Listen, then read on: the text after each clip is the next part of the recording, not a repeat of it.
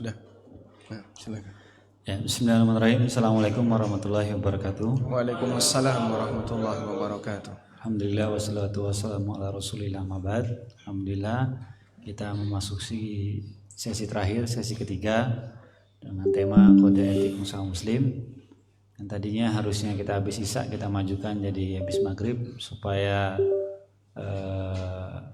waktunya nggak terlalu malam. Nanti biasanya kalau malam itu konsentrasinya udah mulai berkurang ya, mukanya udah ngantuk semuanya. Jadi insya Allah alhamdulillah diajukan. Nah, insya Allah kita bisa lebih semangat untuk mendengarkan sesi terakhir ini dengan tema kode etik usaha muslim yang insya Allah tetap disampaikan oleh Ustadz Aminul Bait hafizahullah. Sama tidak lupa saya terus mengingatkan juga tentang adab bermajelis ya. Tetap perhatikan dengan baik, tidak sibuk masing-masing. Kemudian yang mau ada coffee break nggak ada ya, tinggal makan ya, nanti makan habis isya. Langsung saja kita mulai kajian terakhir kepada Ustadz Ami. Kami persilakan fa'aliyatafadhal maskura. Assalamualaikum warahmatullahi wabarakatuh. Alhamdulillah wassalatu wassalamu ala rasulillah wa ala alihi wa sahbihi wa mawalah wa ashhadu an la ilaha illallah wahdahu la syarikalah wa ashhadu anna muhammadan abduhu wa rasuluh sallallahu alaihi wa ala alihi wa sahbihi wa man tabi'al huda ila yaumil qiyamah. Gimana kabar teman-teman sekalian? Masih sehat? Oh, sehat terus, alhamdulillah. Semangat? Masya Allah. Baik, coba kita uji coba semangatnya ya. Nah, gimana uji cobanya? Nggak jadi. Kita langsung materi saja karena waktunya terbatas. Jadi materi ini yang direncanakan habis isya kita ajukan setelah maghrib agar makan malam kita ditunda. Karena Anda semakin lapar, nanti semakin nikmat merasakan makan malam. Masya Allah. Itu salah satu di antara tujuannya. Jadi kira-kira makan malamnya jam 12 malam. Sahur sekalian. Tayyib. Berbicara tentang kode etik, mungkin tidak ada di modulnya. Ini di luar dari modul, insya Allah nanti akan kita bagikan. Ceritanya seperti ini. Bahwa ada sebuah profesi. Profesi itu ada kondisi ideal. Bagaimana cara kita untuk bisa menuju kondisi ideal? Nah, seorang pemilik profesi, dia bisa menjadi pemilik profesi yang ideal apabila dia menempuh kode etik. Misalnya dokter, bagaimana caranya untuk bisa menjadi dokter yang ideal? Ya kamu harus mengikuti kode etik seorang dokter. Polisi, bagaimana cara jadi polisi yang ideal? Ikuti kode etik seorang polisi. Apalagi misalnya aparat negara ASN, bagaimana cara bisa menjadi seorang ASN yang ideal? Ikuti kode etik seorang ASN.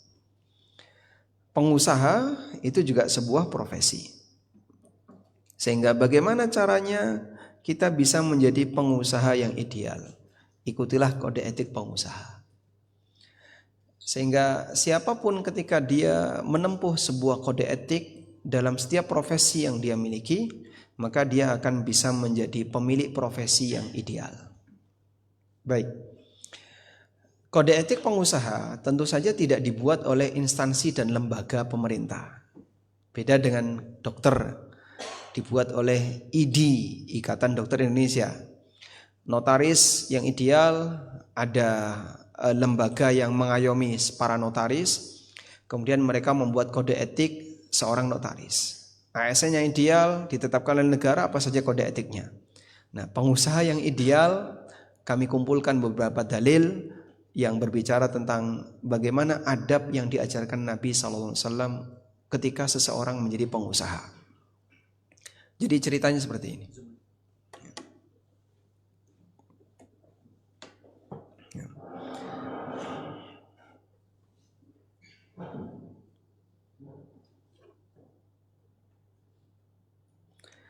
dalam syariat kita di sana ada aturan. Ya. Jadi isi syariat. Isi syariat itu ada dua. Yang pertama adalah aturan. Kemudian yang kedua perintah dan larangan. Bedanya apa sih Pak antara aturan dengan perintah dan larangan? Kalau perintah berarti sesuatu yang harus dikerjakan, larangan sesuatu yang harus dihindari. Kalau aturan itu berkaitan dengan batasan. Batasan yang ditetapkan oleh syariat. Misalnya ada orang sholat maghrib 2 rakaat. Sah atau tidak? Sah atau tidak? Tidak. Duh, kan yang penting saya sudah sholat. Iya, kamu sudah melaksanakan perintah sholat maghrib, tapi kamu tidak memenuhi batasannya. Maka perbuatan kamu tidak dinilai sebab kau tidak mengikuti aturan. Ada orang puasa, terus dia berbuka pas duhur, puasa beduk. Puasa pas, berbukanya pas duhur. Yang penting kan saya sudah berpuasa. Iya, kamu sudah berpuasa, tapi kamu tidak mengikuti aturan. Udah? Selanjutnya, aturan dalam syariat itu ada dua. Yang pertama, ada aturan dalam urusan agama. Aturan dalam urusan agama itu seperti aturan bagaimana cara sholat yang benar, cara puasa yang benar, cara ibadah haji dan umroh yang benar. Ini misalnya cara ibadah yang benar. Udah? Seperti cara sholat yang benar. Kan tidak boleh asal-asalan ya. Cara wudhu yang benar tidak boleh asal-asalan. Sehingga kalau ketemu orang yang wudhunya salah, ya kita ingatkan. Kalau Anda melihat ada orang yang salah ketika beramal, apa yang Anda lakukan? Diam atau ngingetin? Saya mau ngingetin kok sungkan ya Pak. Maju mundur ngingetin sungkan. Dia kan lebih senior daripada saya. Dia lebih tua daripada saya. Disitulah ujian amar ma'ruf nahi mungkar. Dan setiap orang yang punya ilmu punya tanggung jawab. Kenapa kau tidak ingatkan orang salah ini? Sebenarnya saya berat untuk ngingetin itu. Kadang maju mundur. Nanti kalau orangnya tersinggung gimana? Nah gimana lagi? Pokoknya harus ingatan. Tersinggung urusan belakangan. Itu resiko. Dan beberapa kali saya negur orang gara-gara salah wudhu. Pernah ada orang yang wudhu, kran itu nyala maksimal, tapi kakinya cuma maju gini. Maju. Akhirnya apa? Tumitnya kering. Karena yang kena siram cuman atas. Belakangnya tumitnya kering. Tak ingetin, Pak, ini kering Pak tumitnya. Kalau bisa wudhunya, tumitnya harus basah. Alhamdulillah dia bersedia. Pernah juga saya lihat orang wudhu, dia cuci tangan, habis itu cuci muka, ya, habis itu usap kepala, habis itu cuci tangan sampai siku, terus cuci kaki. Yang salah di mana? Urutannya ngawur. Terus saya kasih tahu, Pak, ini urutannya nggak benar. Nggak apa-apa, yang penting sudah. Terus dia masuk musola. Bapak salah ini wudhunya. Nggak apa-apa, yang penting sudah. Kewajiban saya sudah tertunaikan.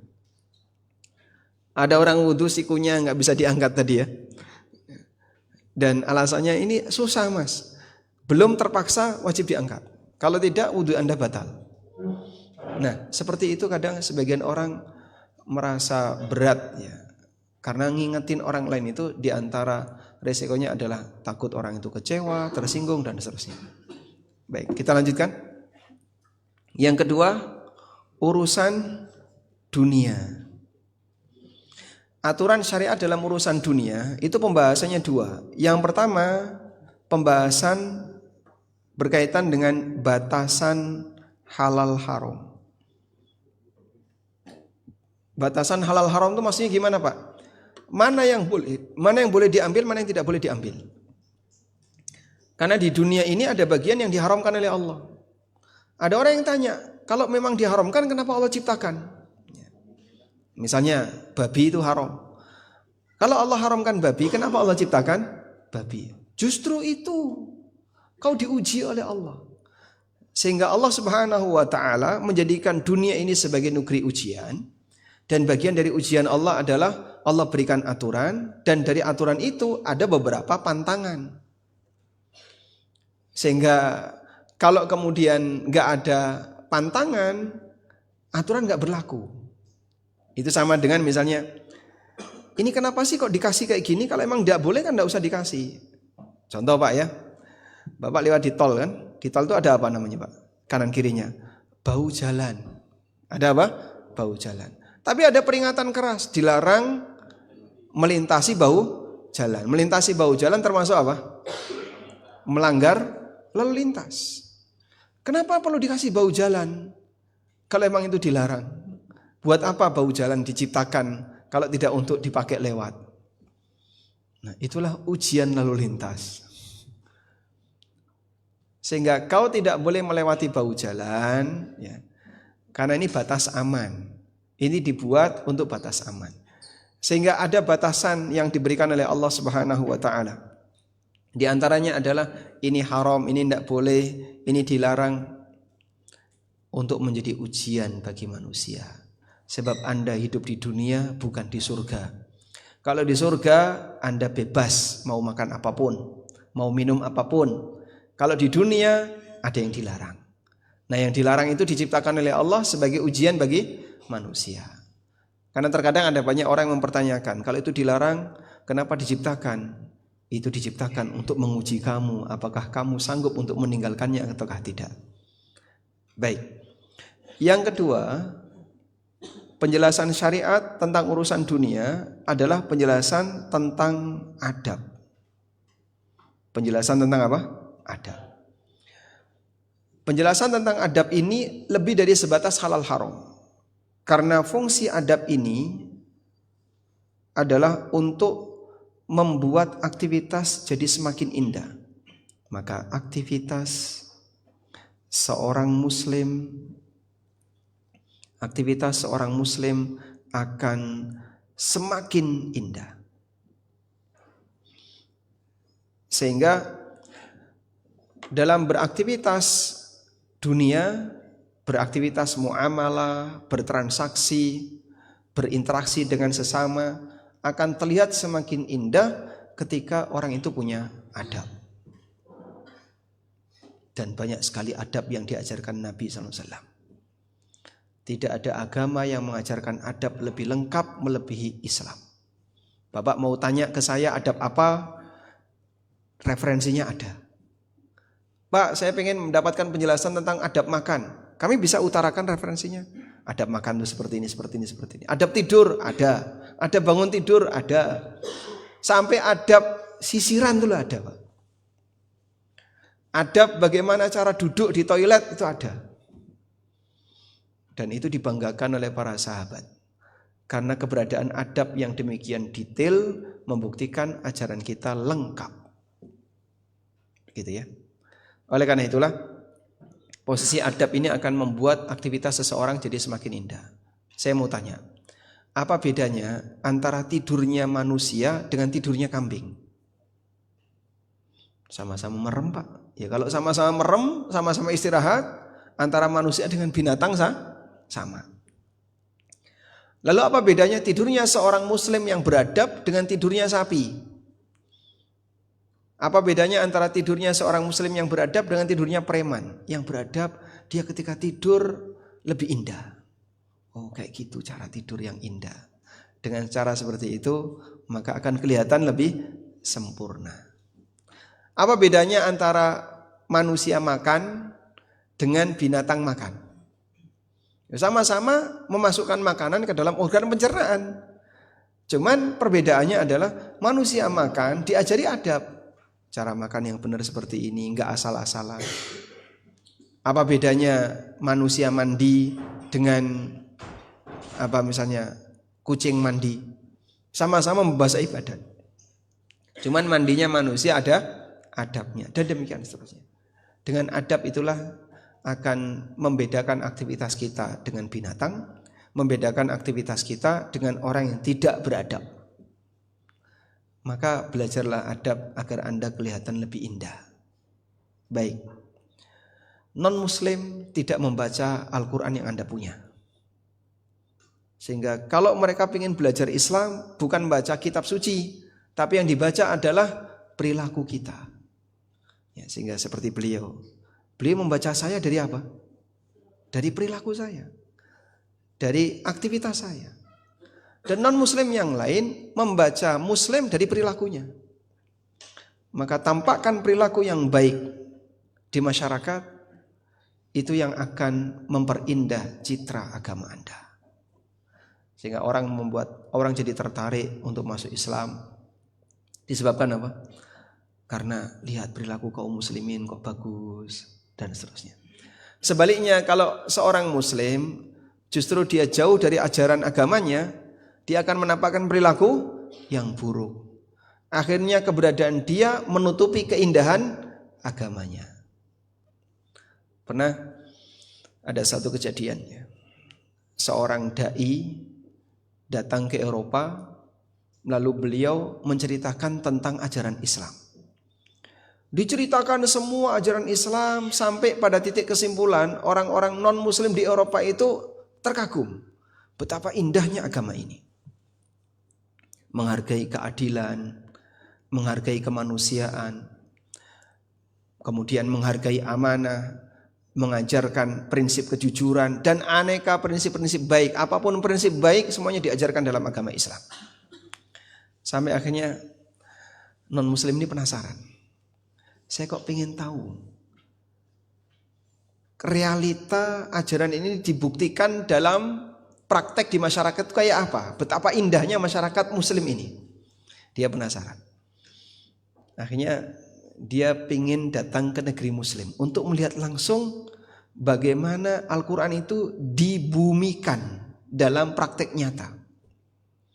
Nah, waktu itu negara yang menjadi sampel itu adalah Pakistan. Kalau nggak salah Pakistan ya. Akhirnya berangkatlah non-muslim Eropa ini ke Pakistan. Dia pengen lihat langsung penerapan syariat Islam di negeri muslim itu kayak apa. Ya. Begitu sampai di Pakistan, dia merasa kecewa. Loh, kok ternyata tidak sesuai dengan seperti yang ada dalam ajarannya. Yang saya dengar nggak kayak gini, kok ternyata prakteknya kayak gini. Itu baru sampai Pakistan loh Pak, belum sampai Jogja Pak. Gimana lagi kalau sampai Medan, sampai Jogja, sampai Jawa Timur.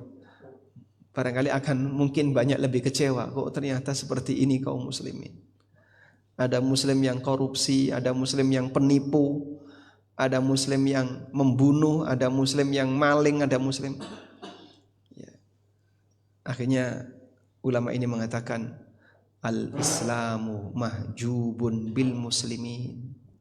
Islam tertutupi dengan ulah kaum muslimin. Keindahan Islam tertutupi dengan ulah kaum muslimin. Islam yang mengajarkan aneka kegiatan beradab ternyata tertutupi dengan ulah kaum muslimin yang tidak beradab. Maka kita jangan sampai menjadi salah satu bagian yang nutupi itu. Berarti kau membuat citra indah Islam tidak kelihatan. Nah terus Pak, ya tampakkan akhlak yang baik. Tunjukkan kau adalah seorang muslim yang punya integritas, punya prinsip ajaran agama, punya akhlak, punya kepribadian yang baik. Karena orang lain tuh melihat kita bukan dari kitab suci kita, tapi mereka melihat kita dari perbuatan dan kelakuan kita. Baik. Kode etik pengusaha muslim membahas itu. Sekarang coba kita lihat dari dekat. Menjadi pengusaha muslim tentu saja bukan semata pengusaha beragama Islam. Tapi pengusaha muslim adalah pengusaha yang menghiasi setiap aktivitas bisnisnya dengan aturan Islam. Yang dia pikirkan bukan semata yang penting halal, tapi lebih jauh dari itu. Dia memikirkan bagaimana agar harta yang dia dapatkan lebih berwibawa, lebih bermartabat, dan lebih barokah. Masya Allah. Jadi bukan yang penting halal, bukan. Tapi bagaimana agar harta yang dia dapatkan bisa lebih bermartabat dan berwibawa. Itulah motivasi yang dibangun dalam ajaran ini. Dia mendapatkannya dengan cara yang tidak terlalu bernafsu. Harta semacam inilah yang diistilahkan oleh Nabi SAW dengan al-malus saleh, harta yang saleh. Coba, hartanya soleh, orangnya soleh, hartanya soleh. Masya Allah. Sahabat Amr bin As bercerita bahwa Rasulullah SAW pernah mengutus beliau untuk memimpin sebuah peperangan. Setelah menang dan mendapatkan harta rampasan perang, Nabi SAW memberinya sebuah jatah, sebagian jatah, namun Amr menolak. Dipaksa oleh Nabi SAW, ayo terima, kamu bawa ini jatahmu. Nabi SAW kemudian mengatakan, ya Amr, ni'mal malus saleh lil mar'is saleh. Wahai Amr, sebaik-baik harta adalah harta yang saleh yang dimiliki oleh orang yang saleh. Jadi harta kita bisa berstatus sebagai harta yang saleh, itu harta yang paling tinggi tingkatannya. Sungguh pujian yang sangat indah dari Nabi SAW kepada sahabat Amr bin As. Yang dipuji tidak hanya orangnya, termasuk juga hartanya. Sekarang Anda bisa bayangkan, kalau orang memiliki harta yang saleh, kira-kira ke arah mana dia akan gunakan harta itu? Dia akan maksimalkan untuk kebaikan, memberi manfaat bagi yang lain. Bukan hanya sebatas habis untuk kegiatan berfoya-foya, israf. Tahu israf, Pak? Boros. Bukan hanya sebatas habis untuk pemborosan. Boros ini tercela karena Allah Subhanahu wa taala tidak menyukainya, tidak disukai Allah. Innahu la yuhibbul musrifin. Tidak disukai Allah. Baik. Bapaknya, Mas, makanan apa yang paling Anda sukai? Makanan apa yang paling Anda sukai? Ikan. Ikan. Di sini enggak ada ikan. Adanya ikan koi. Baik, Anda suka ikan ya? Nah, andai kan di sebuah wilayah enggak ada ikan dan ada penjual ikan dengan jarak 10 kilo dengan harga yang agak mahal dan Anda punya uang, kira-kira Anda kejar enggak untuk beli? Ya? Dikejar ya? Ayo kita datang ke sana, 10 kilo perjalanan untuk dapat ikan, ya. Karena saya suka ikan. Ada yang suka durian, berangkat ke daerah yang banyak durian, beli durian di sana. Ada yang senang apalagi? Senang sate, berangkat sate sana. Akhirnya orang itu jadi berpindah dari satu tempat ke tempat yang lain hanya untuk ngejar kuliner. Coba lihat berikut ini. Semoga para budak kuliner segera tobat. Insyaallah. Ada apa, Pak? Lihat ini ya. Baik. Allah Subhanahu wa taala pernah menyebutkan tentang bagaimana sikap ideal seorang ibadur rahman, hamba mukmin ketika dia menggunakan harta. Walladzina idza anfaqu, mereka yang ketika membelanjakan hartanya, lam yusrifu wa lam yaqturu, tidak boros dan tidak pelit, wa kana baina dzalika qawama, tapi pertengahan. Umar bin Khattab radhiyallahu anhu, di sini saya sebutkan sebuah tafsir yang dibawakan oleh Al-Baghawi. Qala Umar, kata Umar, kafa sarafan, cukuplah seseorang itu dianggap boros, alla yashtahi ar-rajulu syai'an, setiap kali ada orang yang pingin sesuatu, illa ishtarahu fa'akala, langsung dikejar untuk beli terus dia makan. Pengen apa? Ke sana. Pengen apa? Ke sana. Sehingga saya ngalor ngidul, sing ngidul ngalor, ngetan ngulon, ngulon ngetan. Tak paham? Baik. Yang dari selatan ke utara, yang dari utara ke selatan, yang dari timur ke barat, yang dari barat ke timur, ngejar kuliner. Itu disebut oleh Umar manusia boros, dan Allah tidak menyukai orang yang boros. Makanya budak-budak kuliner ini sudah selayaknya untuk meninggalkan budaya kulineran seperti itu. Walaupun iklannya banyak di TV, tapi ini akan menjadi perbuatan yang tercela ketika setiap kali kita ingin sesuatu terus dituruti. Nah, salah satu di antara pendidikan yang bisa kita berikan adalah ketika Anda pengen sesuatu, tahan. Saya nggak mau nuruti kamu, wahai jiwaku. Masya Allah. Tujuannya apa? Mendidik, biar tidak semuanya harus dituruti. Baik. Apa yang akan Anda lakukan kalau Anda ketemu makanan yang Anda sukai? Langsung dimakan, dihabiskan atau bagaimana? Dihabiskan. Kenapa nggak dikasihkan ke orang lain? Eman. Karena baik, ada 2 makanan misalnya. Bapak suka apa, Pak? Suka ayam. Baik. Ini ada daging ayam, ayam panggang. Ini ada daging sapi. Sudah? Bapak suka yang mana? Ayam. Bapak punya 2 bungkus daging ayam dan daging sapi. Teman Bapak dalam keadaan lapar. Daging mana yang Bapak kasihkan ke teman Bapak? Ayam atau sapi? Kenapa? Kenapa nggak dikasihkan ayamnya? Beramal yang terbaik adalah kita berikan yang kita sukai. Sanggup kira-kira? Baik. Apa Pak dalilnya Pak? Saya sebutkan dalilnya. Allah Subhanahu wa taala berfirman, "Lan tanalul birra hatta tunfiqu mimma tuhibbun." Kalian tidak akan mendapatkan kebaikan sampai kalian menginfakkan apa yang kalian sukai. Lan tanalul birra hatta tunfiqu mimma tuhibbun. Kau tidak akan dapat pahala sampai kau menginfakkan apa yang kau sukai. Jadi teori infak itu apa yang kita senangi kita kasihkan ke orang lain. Begitu? Jadi Anda siap mana? Ngasih ayam atau ngasih daging sapi? Ayam. Tujuannya apa? Biar dapat pahala. Gitu ya? Ya, makanya misalnya ya. Nanti kalau pulang bawa aneka oleh-oleh, bermacam-macam makanan. Sampai rumah ditaruh di meja makan.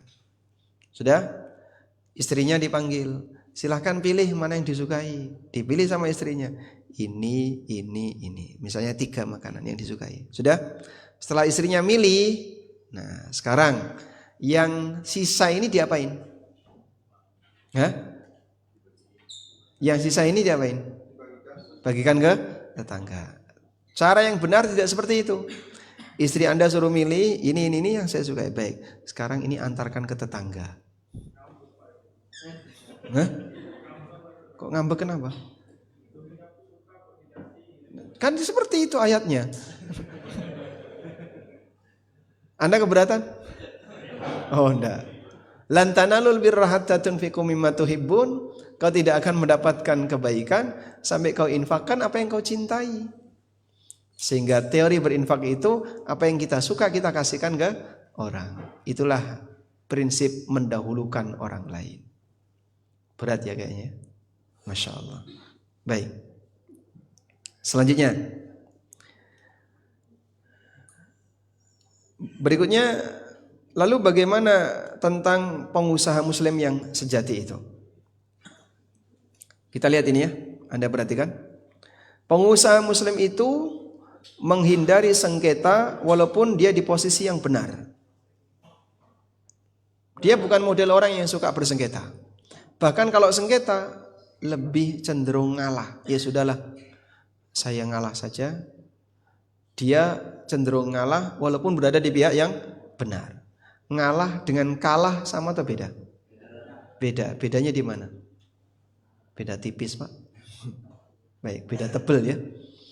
Abu Umamah Al-Bahili pernah meriwayatkan Nabi SAW bersabda, "Ana za'imun bi baitin fi rabadil jannah." Aku jamin seseorang bisa dapat rumah di tengah surga. Liman tarakal mira wa in kana muhiqqan. Bagi siapa yang siap meninggalkan perdebatan meskipun dia di posisi yang benar. Siap meninggalkan perdebatan walaupun di posisi yang benar. Jaminannya apa? Rumah di tengah surga. Untuk itulah Rasulullah SAW melarang setiap sumber sengketa. Sehingga kalau ada potensi sengketa, putus dari awal. Cegah dari awal. Sampai beliau melarang, la yabi' ba'dukum ala bai'i ba'din. Jangan kamu menawarkan barang yang sudah ditawarkan oleh orang lain. Jadi kalau si A dan si B sedang bertransaksi, maka C tidak boleh ikut nimbrung menawar atau ikut nimbrung menawarkan. Biarkan mereka beres dulu, udah pisah dulu, kayaknya udah nggak jadi, nah, baru silahkan kamu masuk. Jadi misalnya ada konsumen, ini iRoom A, ini iRoom B, konsumennya ada di tengah, udah, dan tahu iRoom A tahu ini konsumen, iRoom B tahu ini konsumen, dalam posisi sepi pelanggan. Kira-kira kalau konsumen ini sedang ke iRoom A, iRoom B gimana? Hah? Serahkan, sudahlah sama dia dulu. Nah, kalau dia kok nggak jadi ke tempat saya, baru silakan Anda layani. Baik, mungkin dalam dunia jasa nggak begitu kelihatan ya. Kalau makelar mobil, nah itu baru kelihatan. Makelar tanah baru kelihatan. Makanya yang seperti ini diwaspadai sehingga jangan sampai kita ikut ganggu transaksi orang lain yang membuat orang itu jadi bermusuhan. Baik, yang kedua, pengusaha muslim itu memudahkan, gampangan ketika bertransaksi, gampangan ketika tawar-menawar. Dari Jabir bin Abdullah radhiyallahu anhu, Nabi SAW pernah bersabda, rahimallahu rajulan, semoga Allah merahmati orang yang samhan idza ba'a wa idza ishtara wa idza iqtada. Gampangan ketika menjual, gampangan ketika membeli, dan gampangan ketika nageha. Demikianlah kondisi seorang pengusaha muslim, dirahmati oleh Allah Ta'ala. Sehingga misalnya Anda bertransaksi, sudah ditawar, berapa Pak biaya servisnya? 500.000, 100 saja ya Pak. Gampangan mendengarkan. Kalau nggak dapat ya nggak usah dikasih. Tapi kita nggak perlu emosi, santai saja. Baik. Selanjutnya, pengusaha muslim itu menghargai orang lain seperti menghargai dirinya, sehingga dia tidak akan memberikan sikap kepada orang lain ketika dia juga nggak ingin disikapi yang sama. Ya contohnya kayak tadi Pak. Dia bersikap untuk orang lain sebagaimana dia suka untuk disikapi yang sama. Maka Anda bisa buat tabel seperti ini ya. Ada akhlak mulia, ada akhlak tercela. Begini. Nah, Anda bisa buat tabel seperti ini. Sebutkan contoh akhlak mulia. Jujur, apalagi amanah, apalagi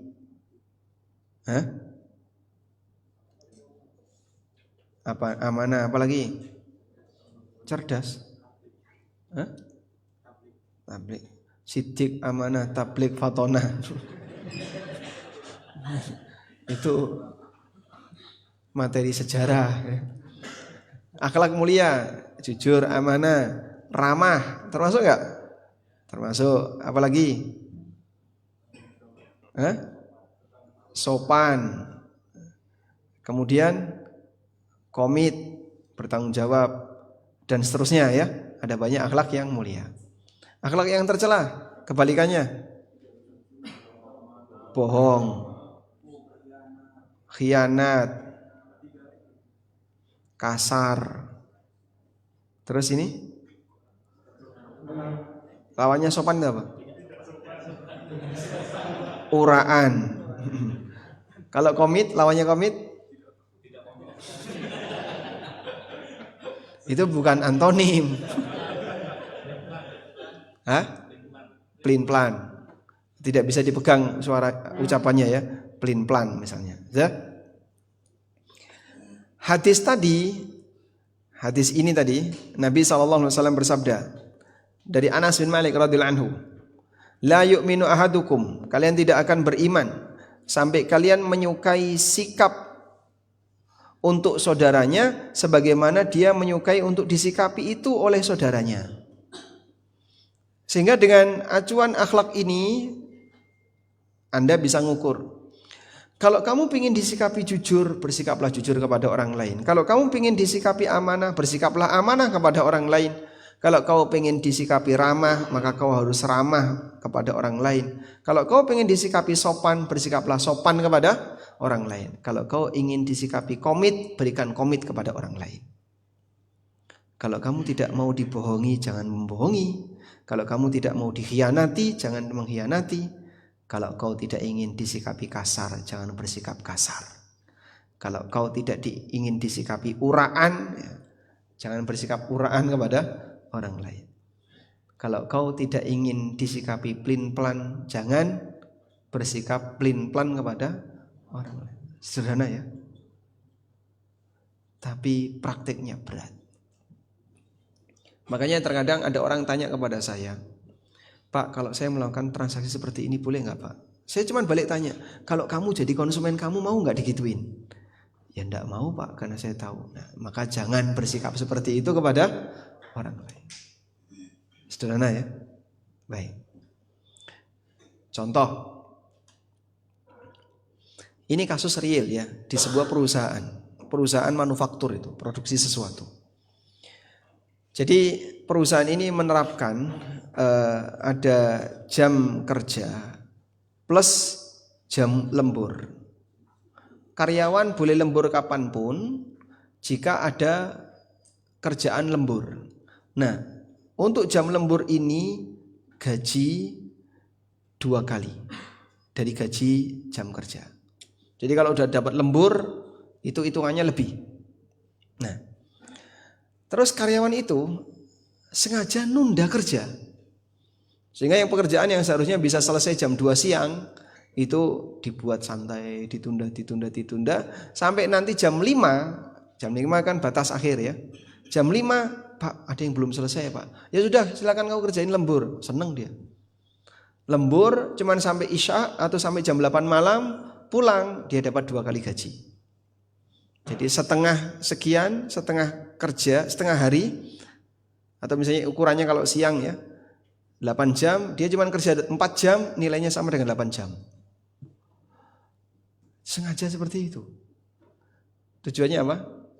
Biar dapat gaji tambahan. Tanya, kalau saya kayak gitu boleh enggak? Saya cuma balik tanya, andai kan kamu jadi bos pemilik perusahaan, terus ada karyawan seperti itu, kira-kira kamu apain karyawan kayak gitu? Wah, kalau saya tahu ya saya pecat. Ini pelanggaran. Ya sudah, kalau kau tidak mau disikapi seperti itu, jangan menyikapi seperti itu. Sederhana. Pak, itu kan di marketplace ya, ada gratis ongkir. Tapi syaratnya harus seperti ini. Nah, saya tidak memenuhi syarat, cuman ada cheat yang bisa saya gunakan. Ada triki-triki yang bisa saya gunakan untuk bisa gratis ongkir. Nah, andai kan kau punya marketplace, kau mau nggak disikapi kayak gitu oleh konsumenmu? Wah, itu kecurangan itu Pak. Ya jangan lakukan triki. Sebagaimana kau tidak mau disikapi yang sama. Nah, hal yang sama juga kayak tadi ya. Jika memang ini belum waktunya ganti spare part, jangan lapor minta ganti spare part. Andai kan kamu jadi konsumen disikapi kayak gitu, nah kalau saya sih ngerti Pak, kayak gini ya saya nggak mau. Itu karena kamu ngerti, konsumen kamu nggak ngerti, beritahu dia. Selanjutnya, pengusaha muslim itu, lanjutannya ya, memberi sikap yang terbaik bagi orang lain sebagaimana dia ingin disikapi yang sama. Tidak ada keinginan untuk bertindak jahat kepada orang lain atau merugikan orang lain. Kebahagiaan itu dengan berbagi keuntungan, memuaskan klien, meringankan, bukan merepotkan. Ingat ya, kebahagiaan itu ketika berbagi keuntungan, jika akadnya kerjasama, memuaskan klien, tidak merepotkan, meringankan. Itulah kebahagiaan.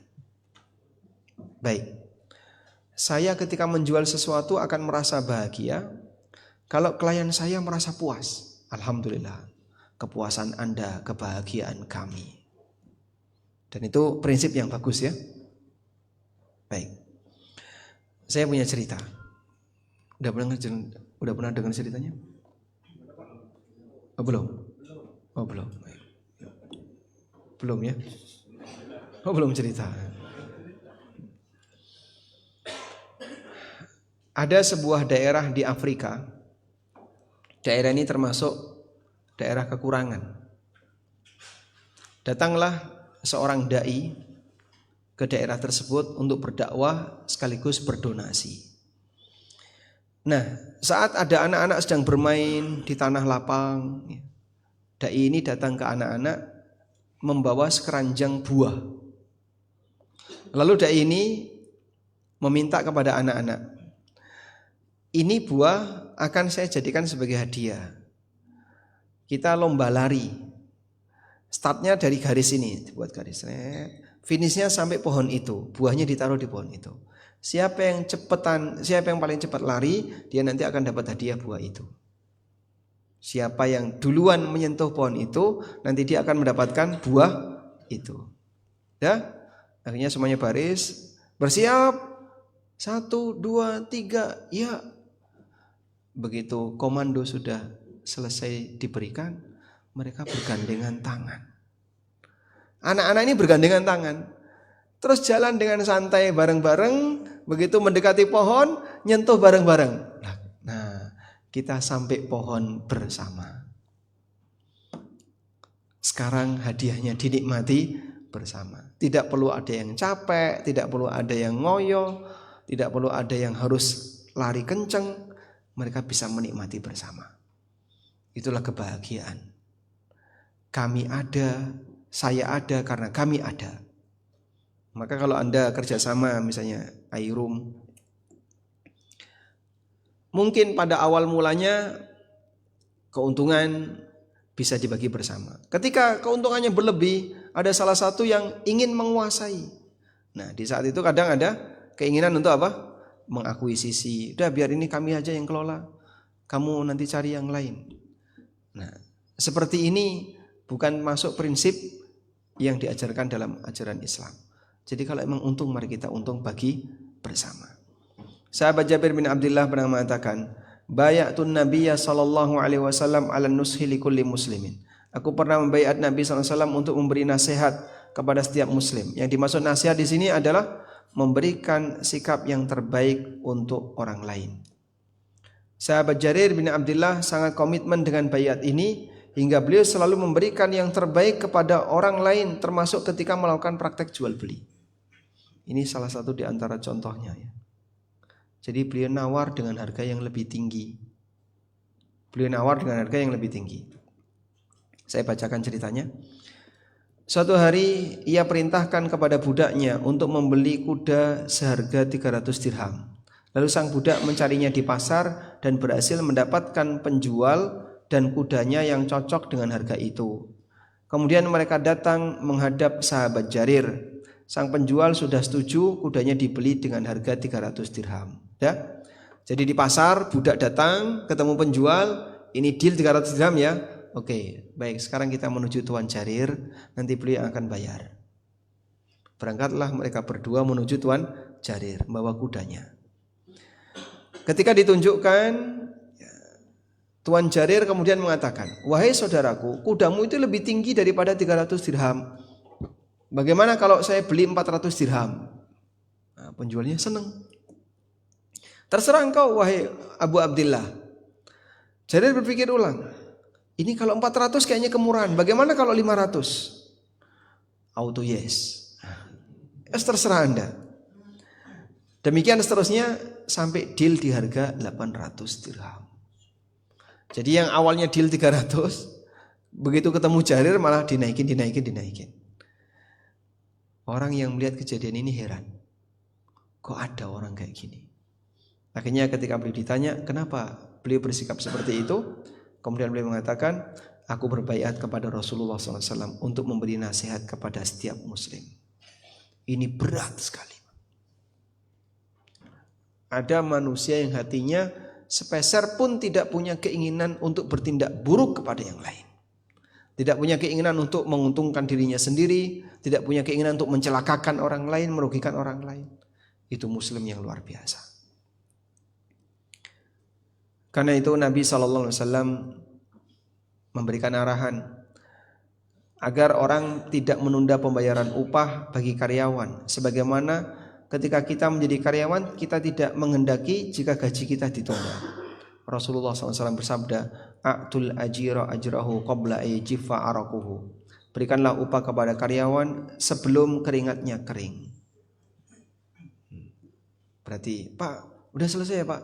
Jangan kipas-kipas dulu ya Pak, biarkan berkeringat ya. Uangnya baru saya ambilkan. Apakah maksudnya seperti itu? Hah? Bukan. Tapi maksudnya apa?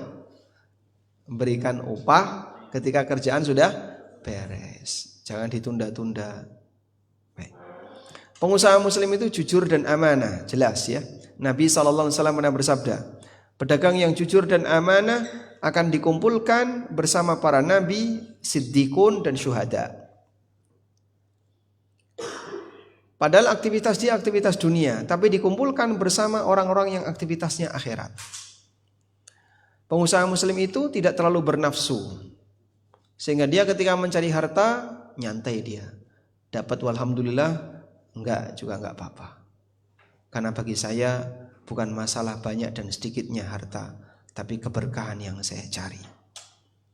Nabi SAW bersabda, "Inna hadzal mala khadiratun khulwah." Harta ini hijau dan manis. Faman akhadahu bisakhawati nafsin. Siapa yang mengambilnya dengan cara bernafsu, dengan cara yang tidak terlalu bernafsu, dengan perasaan tenang, burikalahu fihi, maka dia akan diberkahi. Wa man akhadahu bi israfi nafsin, dan siapa yang mengambilnya dengan tamak, lam yubarak lahu fihi, maka tidak akan diberkahi. Kalladzi ya'kulu wa la yashba, seperti orang yang makan tapi enggak pernah kenyang. Ya, dan beliau mencela orang seperti ini. Contohnya sampai bersumpah ketika dagang. Demi Allah, tadi sudah ada yang nawar sekian enggak tak kasih. Itu kan kebiasaan pedagang ya. Sehingga sampai apa? Sumpah nyebut nama Allah. Baik, demikian kode etik pengusaha muslim. Ada berapa tadi? Nah, coba disebutkan Pak. 1. Pengusaha muslim itu apa tadi? Pengusaha muslim menghindari perdebatan dan sengketa. Nabi SAW berikan jaminan apa? Rumah di tengah surga bagi siapa yang sanggup meninggalkan sengketa walaupun di pihak yang benar. Yang kedua, pengusaha muslim itu HP-nya bunyi. Bisa. Pengusaha muslim itu apa? Gampangan. Bukan tipe orang yang kaku. Yang ketiga, pengusaha muslim itu selalu berusaha memberikan sikap yang terbaik bagi orang lain. Pengusaha muslim itu tidak ada keinginan untuk mencelakakan orang lain. Nasihat tadi ya. Yang kelima, pengusaha muslim itu jujur dan amanah. Yang keenam, pengusaha muslim itu tidak bernafsu ketika mencari harta. Baik, insya Allah nanti akan kita bagikan artikel ini ya. Wallahu alam, mungkin itu yang bisa kita sampaikan. Semoga bermanfaat. Wassallallahu ala nabiyyina Muhammadin wa ala alihi wa sahbihi wasallam. Ya, alhamdulillah materi sesi terakhir sudah saya sampaikan Ustaz Ami. Mungkin ada tanya jawab dari teman-teman, dipersilakan yang mau tanya jawab. Ada yang mau bertanya? Udah lapar kayaknya pada saat ini. Ada yang bertanya? Nggak ada? Kalau gitu Ustaz yang tanya ini. Nanti ada hadiahnya. Dapat hadiah ya? Nanti dapat hadiahnya. Saya bertanya, Anda menjawab. Hadiahnya fikih ASN dan karyawan. Siapa namanya? Anda siapa namanya? Namanya siapa? Ya. Abdurrahman dapat hadiah.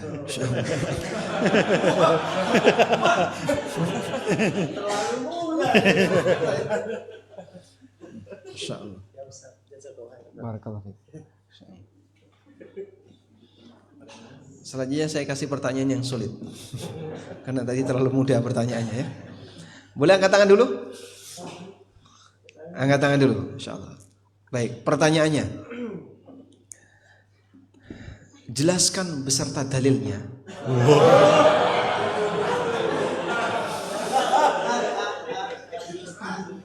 Berikut nomor ayat dan hadisnya. Baik. Pertanyaannya adalah sebutkan 5 kode etik pengusaha muslim. Nah, gampang ya. Menghindari perdebatan. Coba pakai mikrofon dulu.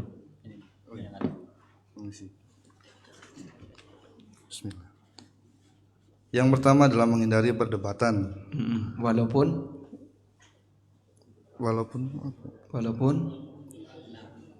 benar ya. walaupun di pihak Yang benar. Yang kedua, Gampangan tidak kaku. Yang ketiga, Mempunyai sikap yang terbaik bagi orang lain. berusaha memberi sikap yang terbaik bagi orang lain. Yang keempat, Jujur dan amanah. Yang kelima, saya skip tadi sih.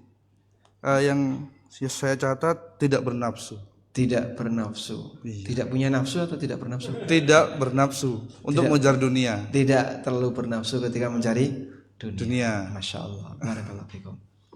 Dapat hadiah. Baik.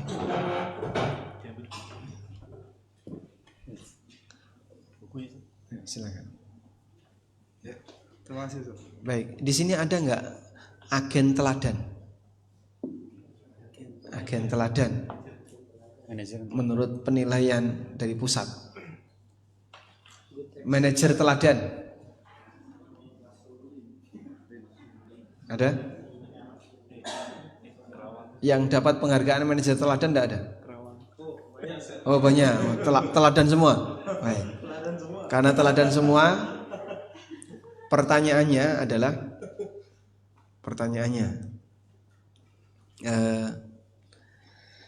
tadi kita sudah menyebutkan tentang karyawan yang ideal. Ya. Sudah? Pertanyaannya, bagaimana upaya yang bisa dilakukan untuk menjadi karyawan yang ideal? Silakan yang mau menjawab. Mungkin ditambah hadiahnya bonus nanti sama Babe. Bukan hanya buku. Oh, saya yang jawab berarti. Kalau bonusnya 1 cabang saya yang jawab. Silakan angkat tangan yang mau menjawab. Ada yang mau menjawab? Bagaimana caranya untuk mewujudkan karyawan yang ideal? Ideal.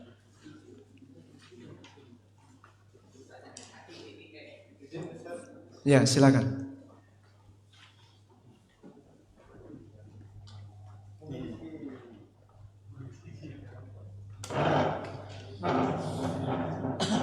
Syarat bisa disebutnya karyawan itu sudah ideal adalah 1, memiliki kemampuan sesuai bidangnya.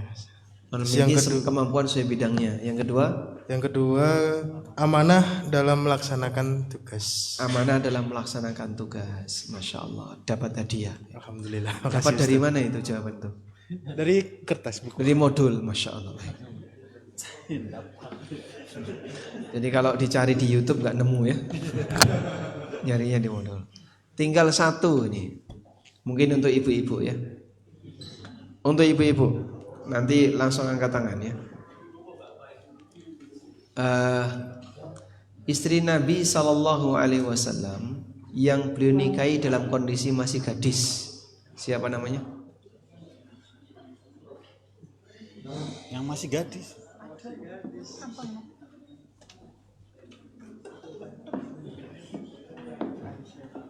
Boleh angkat tangan dulu? Ya, silakan. Aisyah. Pertanyaannya, siapa nama mbahnya Aisyah?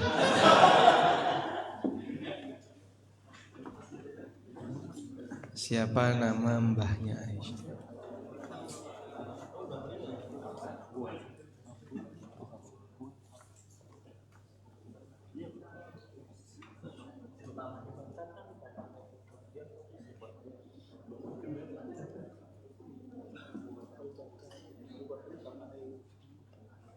Baik. Jawabannya belum dijawab ya. Baik, dapat hadiah. Jawabannya Abu Quhafa. Jawabannya Abu Quhafa. Ya. Sudah? Udah beres? Siap. Ada yang mau disampaikan? Nanti setelah Isya kita kumpul lagi? Selama kan? Sudah Ustaz kayaknya. Cukup. Ada forum tanya jawab? Cukup ya. Cukup Ustaz. Baik, alhamdulillah demikian yang bisa kita bahas. Semoga apa yang kita sampaikan ini bermanfaat, dan saya mohon maaf jika ada banyak kesalahan dan kekurangan. Berawal dari pendidikan, disitulah ada perubahan. Saya harapkan Anda tidak hanya sekali ini belajar berkaitan dengan bagaimana cara jadi karyawan dan manajer yang ideal. Anda bisa terus belajar dalam forum-forum yang lain, termasuk juga memperkuat akidah dan iman dengan cara selalu mepet dengan majelis ilmu.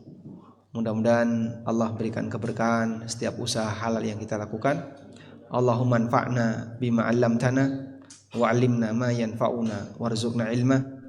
Allahumma inna nas'aluka fi'lal khairat wa tarkal munkarat wa hubbal masakin wa idza aradta bi'ibadika fitnah faqbidna ilaika ghaira maftunin.